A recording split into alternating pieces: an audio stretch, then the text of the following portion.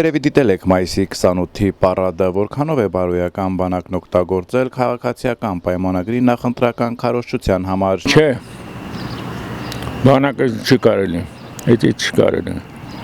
չի կարելի, էդի Սարքովի շինծը մանրեր են ծավը տանը։ Իրաց քարոզչությունն է, իրաց նպատակից հետը, սաղին ուժով, եսին մինչով, քաշեն բան, իրաց քարոզչության մեջ։ Մի խոսքով ասեմ, անբարոյականությունը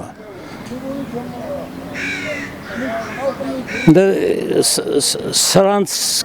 այս իշխանությունը բարոյական գնահատական տալս կես խալել է, սրանք են լրիվ անբարոյական իշխանությունը։ Աշկակապություն էր, աշկակապություն։ Նա ինքը ուզում է իրան արդարացնի, որ 7 միլիարդ, 8 միլիարդ ինչ որտեղ է ծախսել, սուտ է։ Բանակը պիտի ապա քաղաքականացված լինի։ Չէ, բանակը իր տեղը պիտի ունենա, նա ինչ գործ ունի բանակի հետ։ Չէ, ճիշտ չի։ Գլխավոր այդ պատճառը ինձ թվում է կայանում է նրանում, որ յանի ձայներ գնում է նրան, որ ձայներ փոկեն բանակից։ Տես, մենք ուշադրություն ենք դարձնում, տես, մենք էս ենք կարել, են ենք կարել։ Լրիվ նպատակները իրանց գնում է դրան, էլի, որ փապկացնեն, քաշեն դեպի իրենց, բայց դե ձայները այնեցա, որ